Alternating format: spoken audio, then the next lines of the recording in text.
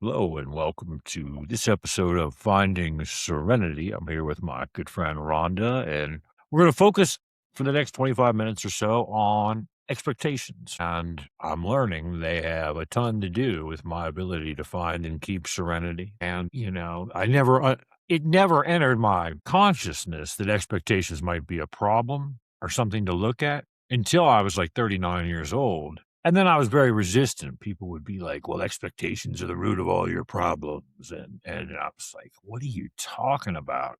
And then very quickly, as I got out of active addiction and into community and relationships, it became really clear that expectations were the root of a lot of my problems. Like, I don't know, when you hear the word, what comes to mind for you when you hear the word expectation? Well, I like what you said before we started the podcast, which was that expectations were directly related to bondage of self. Yeah, yeah. And so how does that when you say that? So we all know what expectations are. We know what the word bondage is. We know what the word self is, but how do they relate to serenity? And how would you say expectations and bondage of self are correlated, tied together? Well, when you mentioned that on the next podcast you wanted to talk about expectations, the first image that came to my mind was a jail cell because expectations box you in, and being boxed in is not very serene. And people don't like when you impose expectations on them. I don't like when I impose expectations on myself. Like, that is the direct ticket to lack of serenity, irritation, and irritability for Right. me. So that is truly your expectations create a jail cell, a bondage of self I love it. completely. And it's a horrific image. And like with belief systems and so much of what we talk about and will talk about is I'm unaware. It's assumptions. You're going to pay me back or you're going to call back. You're going to text like little daily mundane things. It's just like, oh no, no one said you need to text me back within an hour or 5 minutes or 24 hours. It's maybe the way I view the world. And it always is a focus then on other. I'd be okay if they would just call me back. What the hell are they doing? Instead of, maybe they're busy. Did I say, please text me back? Did I say it was an emergency? And it really goes to, we've talked about, there's some 12-step language about bondage of self and this thing called self-centered fear, which was defined to me as I'll lose something I have or not get something I want. And expectations are all about that. I expect if I show you I love you and treat you well, you will love me. I expect you see the world the same way I do, and I'm stunned that you don't. You know, I was thinking I've sort of have been my dad is struggling with dementia, and I don't live in the same state as my dad. And my mom died, and when my mom was alive, I talked to her pretty much every single day. Now my dad was without my mom and he's struggling with dementia, and I keep expecting to hear from him. Like, I keep expecting, like, maybe he could call me once a week, or maybe he could call me, even once every other week, you know?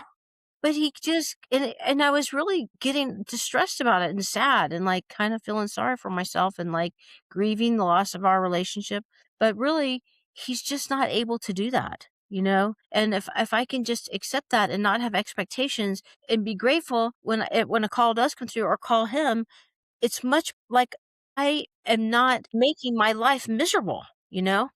Much better. And that's the huge shift. If only he would if only he would that, I've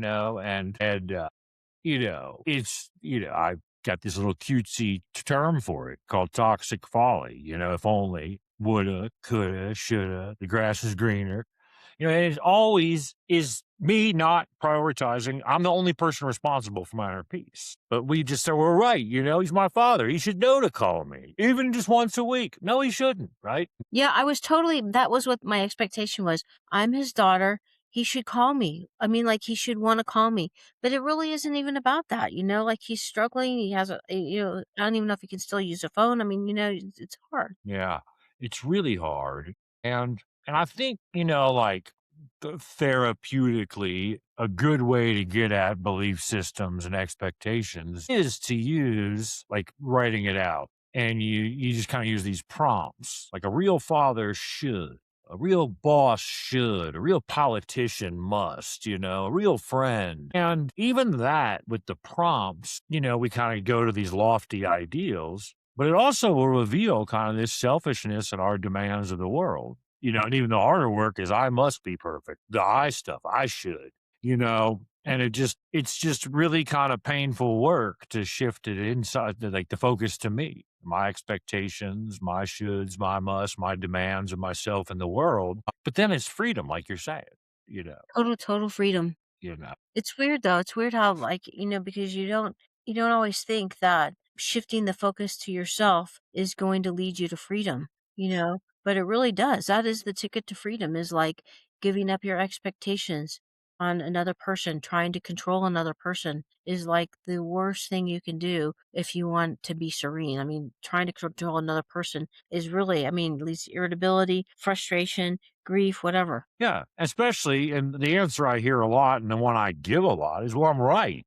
And it's like, well, you're right, JD, but you're flying in the face of reality. So, and it's, I think a lot of like 12 step stuff gets a bad rap, when they say things like the problem is, between your ears, or the bondage is self, shame, self pity, self loathing, self righteousness. Those feel like personal attacks, but they're really, if you have someone take you through it and you do that kind of work, it's actually the key to your freedom, right? I, it's a hard pill to swallow. Like a lot of dissonance goes on, but it's like if the problem is all these people not doing what I want, I'm doomed, right? But if I realize maybe it's my demands on the world, and then when you can let go of some of those, I'm less agitated. I'm able to sit in the moment and do whatever, and I think again, some like therapy, like, and it feels like a semantics game at first to me, use and rather than but, and use words like perhaps, maybe, and also, and instead of should, could, never, always, and but. But the more it practiced, the more it becomes like real, like, no, the problem or the solution is within me, and I remember one time I was doing this like nightly inventory with a buddy, and we would do it all the time. And I had this like every day, I'm doing what I'm supposed to do in recovery, write down or talk about how you're resentful. And it was, he'd just listen to me and I listened to him. It was just kind of keep each other accountable. We weren't like giving feedback to each other or anything, but we had the same person in common. I didn't like him for X, Y, Z, A, B, C, D, double A, double B, and he didn't like him for all these other reasons. And so usually it was just kind of like, okay, I'm doing my job resentful. And then I'm looking like, well, it's selfish. I'm not seeing his point of view, but it was just like daily. And one night I just fully expected this guy had done or not done something just to go vent on my little nightly inventory and hear this guy say the same thing. And instead he was like, JD, when you gonna stop expecting a cat to act like a dog? And I was like, fuck you, man. I got so mad. And and and because it stunned me. I'm like, why am I mad at this guy for doing and not doing the same things 500 times in a row? And then the more I kind of looked at that with him, we were like, we don't even need to play the game if he's a cat or a dog. He's just him. And I think that's another way to find serenity is if I'm ever mad or demanding something of somebody that I haven't done or I have done, it makes me a hypocrite, and I don't want to be a hypocrite. So could I work on my shit? And then once I'm perfect, then go judge away and have my How close are you to perfection? yeah, pretty goddamn far. But the times I get kinda close to freedom, the last thing I wanna do is give my serenity away, being like, "I was right the whole time, it was him," or like, "Now I need to really focus, I've worked on my judgment, he needs to work on his." It's just like, fuck all that?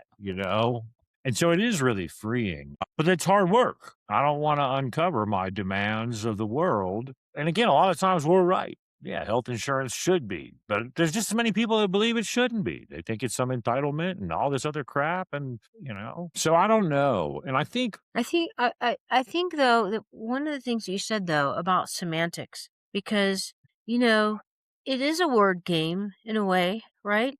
But words are powerful, and if you speak something, it does create your view of the world.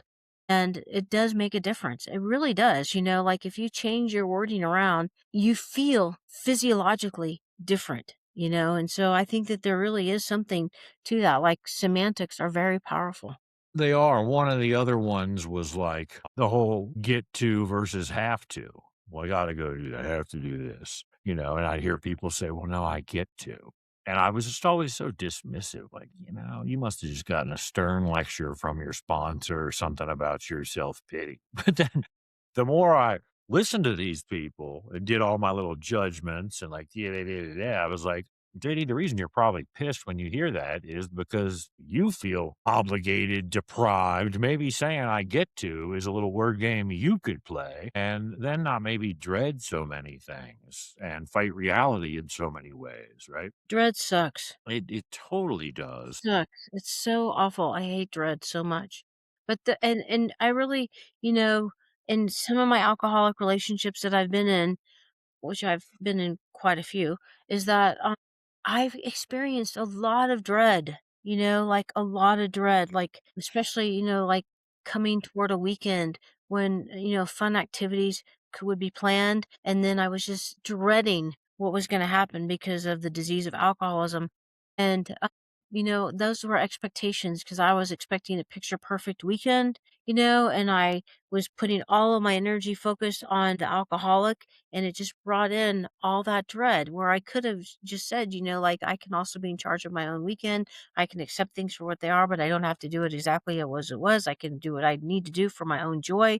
And I did, but without those are some of the things that I learned in Al-Anon, and but before that, I mean, I was just heavy with dread. Really, it was terrible. Yeah, and I think that is another block subconsciously, probably, like so much of this garbage is, to wanting to do work or continue to do work is I just got such a history of like either me fucking up or someone else fucking up or getting good and it all falls apart, that waiting for the next shoe to drop thing. Yeah, awful. And, like, all that stuff is again, it's so we're so in denial. We talked about denial a bunch recently, but that's what we're in denial of. I'm not even aware. I'm so used to dread and disappointment, unmet expectations, and other focus. I don't really see it as abnormal. You And know so what, yeah, JD? I think that that's so important because when you have lived your whole life like that, you don't even realize how much dread and negativity you're carrying with you. I mean, you might feel it some, but then when you start shifting your focus and you start experiencing serenity a little bit more, and you start feeling better, and then you look back and you're like, "Oh my god, I have been so freaking heavy," with dread and just carrying that weight, and, it's really amazing, it's, I mean, these 12-step programs, things like you're doing, journaling, all these kinds of things are ways that you can live life freer with more serenity, for sure. for sure. So I was in graduate school. I was only 2 years clean. I'm still crazier than what do they call it? A peach orchard sow. I'm like nuts. I'm better than I've ever been, but still filled with shame, all this stuff, fear, and comparing myself unfavorably to all my classmates. They've been clean longer than me. They've been in this profession. Like I'll never get hired. I don't know why I'm doing this, like all this stuff, but still showed up. And we were like 3 weeks into the first semester, and the first teacher was like, well, our midterm is going to. Then the next group, the next class, they're like, well, our first midterm will be Friday. And in my head, I'm like, well, this is bullshit. We're paying X amount of dollars to go make less than that as these stupid helping professionals. This isn't fair. You should set us up to win. But I'm like, ugh. And then the third class, she's like, we're going to have a midterm Friday. And I'm like coming unglued inside. But thank God, before I could say anything, all these people that I compared myself unfavorably to were like, this is a fucking outrage. This isn't fair. You should be communicating. And everything I was thinking, they said. And I was like, you guys sound like fucking 5-year-olds. And so anyway, I'm nervous as hell. I didn't say what I wanted. They said it. It looked ugly. I'm like, ugh. But now I'm panicked, right? I've never gotten an A in my life. And I'm 42 years old, and I'm like, well, shit, I'm gonna have to drink like 700 espressos and cram like the way I used to study when I would. I mean, it took me 8 years to get a sociology degree, get like a 2 point. But so anyway, I'm like studying the night before these exams, and I'm sitting in a chair like this at a desk, and I'm just spinning around. I'm like, there is something fucking wrong, and I couldn't figure out what it was. And I'm like, this is fucking crazy. And I can't put my finger on it. And then I started laughing. I was like, you know what's wrong, ding dong, is you're fucking prepared. You went to class every day, you studied a little bit every day, you're not a man. But, but these expectations, like I'm paying for graduates, it's so entitled and gross. I'm paying for graduate school. It shouldn't be hard. You know, like it's just nasty. It's And all nasty. these people in recovery, in graduate school, highly functioning people can't see their expectations are the problem. Gross, you I know? think that, when Charles Dickens talked about Great Expectations, it was Charles Dickens, right? Is that Yeah. right? Yeah, yeah, yeah, It yeah. it was like a joke, right? Great Expectations, it's like the biggest oxymoron ever. It really is, and So horrible. it is, and another one I'll tell you, early in recovery, I'd go to meetings with all these people, built friends, I didn't know they existed, they helped save my life, it was awesome, but I had money, and I'd buy people coffee, and one day we're at this, like, Starbucks in Minnesota, and you know, my friend, she gets like whatever foo-foo drink she gets. And I order my 19 shot espresso, right? You know, trying to get the effects of cocaine without doing cocaine and just getting the heart attack symptoms, you know, but ding dong. I'm like 4 or 5 months clean, maybe. And, you know, the woman's like, you know, that's $11.50. And I reach into my pocket. I didn't bring my wallet. And I kind of look to my friend and she pulls out this little change purse and pays like 5.50 no tip for her foo-foo drink and start sipping it. And I'm like exposed, you know. I'm like, you know, I feel so stupid. And I'm just frozen. And I don't I'm say a word. horrified. And I went and dropped her off and then get right on the phone with my sponsor. I'm like, you can't believe this. These people in NA are just fucking so cheap. And he's like, what happened? And I'm like, I tell him, and he's like, oh, some expectations. I'm like, there's a fucking social contract. I buy you 50 coffees. You could buy me one. And he was like, not having it. I thought he would agree with me. He's like, oh, you trying to buy friendship? I'm like, no, I'm fucking generous. You know, I was fucking unglued. And then he was like, did you use your words at all? Did you ask her for any money? Did you maybe tell the Starbucks lady, hey, I forgot my wallet. I'll be back in a few? And I'm like, no, no, no. It's all her fault. And it just revealed all these other issues that became like, super deep that a ton of work had to evolve. You know, like, no, I don't want to be told I'm trying to buy affection, but there was an expectation. But to me, it's like a social contract. Any dum dum should know if I buy you 50 coffees, you buy me one. I shouldn't have to ask. I Yeesh. do the same thing. I do the same thing. Yeah, yeah. And I got one other one I could tell you, but you know, how do you like what expectations I mean, like I think it's important to look too, like when you came into recovery, what were you expecting? Do you remember? I don't remember, I came into recovery kind of in a very, at a terrible state, very depressed, very, very, very desperate, and I was looking, I didn't even know what Al-Anon was really, and, I was sneaking around going to meetings, and was trying to get I was really depressed. I was almost suicidal. I was so depressed, and, I was just looking for relief. I was trying to, like, get on my path, like, I was so off my path, and I just went to meetings desperate, crying, and then, I'm crying in almost every single meeting, and, people really helped me, I didn't even know how I was gonna get help by reading literature or whatever, but I did get help, and I've been in recovery now for 8 years, and I'm way better. Still have a lot of work to do, but I'm a lot better. But the problem with expectations is still a problem with me, and it still derails my serenity, and, I have to really watch it. But how can I catch it, right? Like, let's say I get derailed. Like, that's the problem. People get derailed. Like, I get derailed, I get irritable, I start getting really anxious. But those are cues, like that there's something wrong. And so that's when I can look, like with the situation with my dad, for example, like I was really kind of feeling down in the dump. I was telling my partner, well, I guess I'm just not gonna ever hear from my dad again. So it was very pathetic. But, the problem and then I realized, how it was really self-absorbed, right?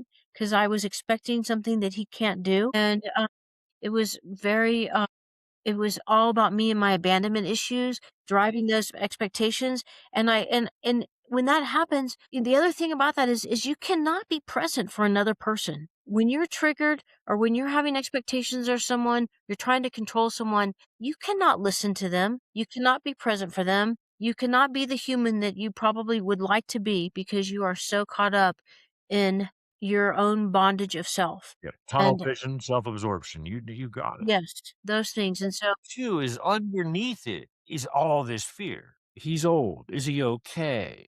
What's gonna happen? My mom's already all this other stuff, so it like, people is like a bypass, it's just, let's fucking focus on what he's not doing, like, rather than, "Wow, can I pause and be like, what expectations do I?" he is, like, scared to death right now, like, he's losing his freaking mind, and that's terrifying, and and when I was, like, all about me, I could not be there and say, "Dad, I can't imagine how scary this must be for you," you know? Yeah, and that empathy is also important. Can I pause? What are my expectations? Can I put myself in his shoes, you know? But going back to wanting relief when you came in, confused, all Yeah, this stuff, like, yeah. I'd say you probably could wax rather eloquently about how you sold it short. You've gotten way more than relief, right? You've gotten a way to live, right? It's like, I'll tell you one quick story. I was about living where I'm living now, and I was like 7 years clean. I'd been out in Taos for about a year, and I was on my way to losing about 100 pounds. I'd gotten a girlfriend. I was sitting on my porch, a beautiful night like tonight, and I was like, man, you might not have to die high. And instead of being grateful, I was like, well, that means I gotta eat right and go to meetings and do all this fucking shit. 1,000 healthy choices every fucking day the rest of my godforsaken life, like right into depression, deprivation, and the expectation that I wasn't aware of. There was a bunch of them. One, I'm supposed to fucking feel good 24/7. Two, life should be easy because I pray, meditate, sponsor people, have a sponsor, have a job, got a girlfriend, don't weigh 1,000 pounds anymore. Like, I mean, dumb shit. And this is with like 7 years of recovery. But it turned out over time, it was painful. The next year and a half or so was painful. And I thought I was mad at God. And someone's like, no, you're not. And what it turned out to be was a crisis of entitlement and faith. I shouldn't have to make decisions. Life should be easy, And so then the antidote to that was keep doing what I'd learned the first 7 years to stay clean and keep practicing the gratitude. And when you're dysthymic or depressed, it's hard to. But these Yeah, daily tools, like, okay, maybe I'm going to be okay for 5 minutes. I'll see what I'm like in 5 minutes. And then about a year or two later, maybe a little more than just sitting with my dog. And I was like, Bruno, I'm content. And I called my sponsor, and he's like, "That's awesome. Go tell some more people about it. Write about it every night." And so I still say those things, and I've gotten better now from this at being okay with just being bored, being fine. I don't have to walk around with a heart on like an open mouth grateful dummy, super excited 24/7, My expectation of life, My expectation when I came in was maybe I'll stay clean, but recovery is just depression in between relapses, eventual suicide or jail. Sold it short, right? Way yeah, short, So, yeah, it's kind of, again, that pausing and, like, run it through. What's the problem, And usually I can tie it back to expectations, not getting my way, demands of others, wanting things to be easy, all conflicting with reality. totally. And I really like also what you keep saying is it's really true, is gratitude is the antidote for a lot of problems, a lot of irritability, depression, feeling sorry for yourself, etcetera. I mean, like, just finding even if you're depressed and it's hard to think about anything that you're grateful for. I mean, grateful for, being able to see the color green, you know? Yeah. It's weird, and people have different views on the gratitude. And I talked to someone recently, and they wanted to start writing or something. I was like, a good way to start, you haven't written in a while. Just write down what you're grateful for. It could be your guitar, and he was like, I'm not dumb enough to think I should be grateful for material things. I started to kind of like lecture him, and then I'm like, no, that's just the way he sees the world. That's fine, but it's a good start. you know? And, it's kind of like the effort's up to me, the outcome isn't. And there's not like a time frame with it. But if I don't use it when I'm doing well, I will never use it when I'm not doing well. And, I don't know if you ever did That's a good point. drugs, but psilocybin mushrooms, there used to be this weed we'd call creeper weed, but, you get these mushrooms and you eat them and you're like pissed at the person who bought them from because it's like, it's your fucking bunk. Nothing's happening, and then 40 minutes later, it's like, I'm yawning, making crazy noises, sweating and saying insane things and then start tripping balls. The effect it's latent. And that's what a lot of this is. So when I'm eating shit, if I could just practice a little gratitude, just practice the tools, the effect of it might not be immediate, but down the road. But usually people are so like, ugh, and they give up the practices. And I hated hearing this. They would say, oftentimes anxiety and depression are on the cusp of spiritual growth. And I'm like, go fuck yourself. No one wants to be in a liminal space. No. I But some of the words I'm starting to use now from going through this is like, oh, maybe that's what all this is. Then like the charge is taken out of it. It's not as intense, right? My reactions to it. I think especially I mean, I think that anxiety and depression can be a step to spiritual growth if you're in recovery. Exactly. If You know, not, we just get like worse, right? Yeah. yeah, otherwise you could be stuck in that state, for a really long time and not even maybe even realize it because it could become so insidious in your whole system, in your way of life, and it becomes overwhelming and debilitating. Yeah. Yeah. Okay. It's cool. So I think thanks for we got it the time. good. I've enjoyed this. I always enjoy my time with you, JD. All right, Rhonda. Okay. Ciao. Ciao, ciao.